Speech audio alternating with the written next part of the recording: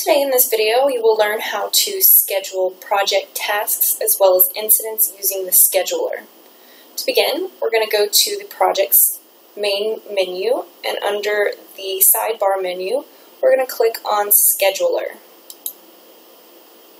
This is going to pull up the week of the person who's actually opening it. So in this case, I am the resource, so it's going to open to my week. I can change the week by clicking on the week down here on the right-hand corner. To schedule a project task, we're going to come down here to the bottom. You can see there's several tabs: projects, assigned incidents, entered incidents, and scheduled incidents. To begin, let's go to projects. First thing you want to do is search for your project.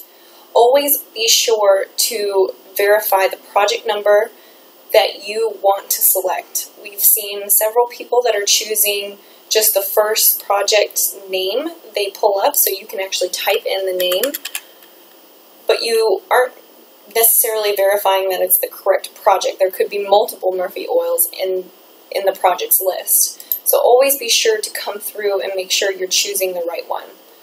In my case, I'm looking for project 170 for Lone Star.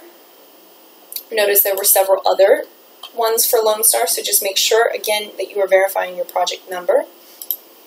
Down here at the bottom, you'll have the specific tasks associated with this project. Let's say that we're going to do a kickoff for this project, so that's under my initiating and planning. To schedule this particular task, I want to click on the easel over here on the left-hand side. It's the little easel icon. Once you click on it, you can then click again and drag into the day that you want.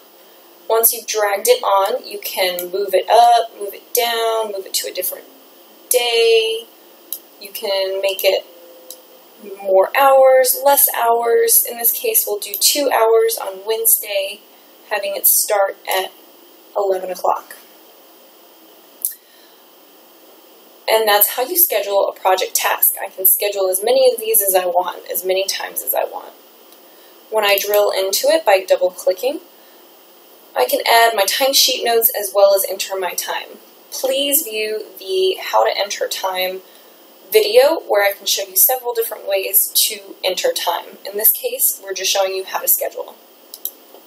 So I've scheduled a project task. Next thing I want to do is I want to schedule an incident. To do so, I'm going to come over here to Entered Incidents.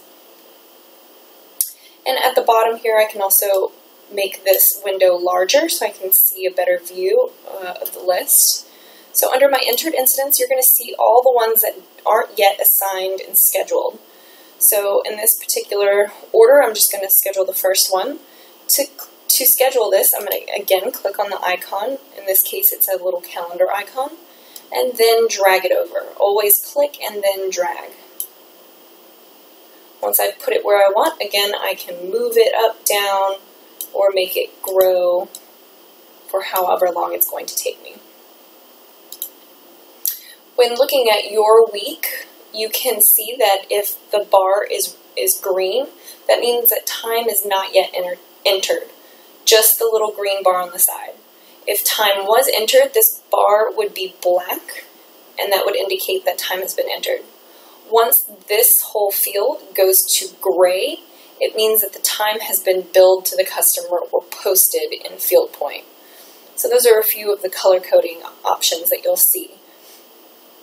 And that is how you schedule project tasks as well as incidents using the scheduler.